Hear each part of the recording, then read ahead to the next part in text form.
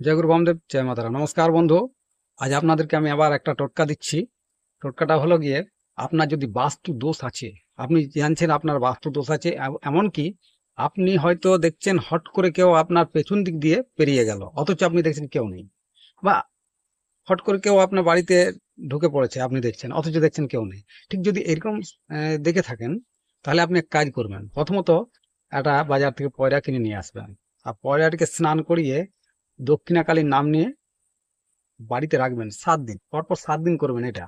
7 দিন যেন আপনার পায়রাটি বেঁচে থাকে বা বাড়িতে থাকে বা মরে যায়, আপনি দেখে নেবেন। যদি পায়রাটি আপনার থাকে বা মরে যায়, আমার নাম্বার দেখবেন দেওয়া আছে।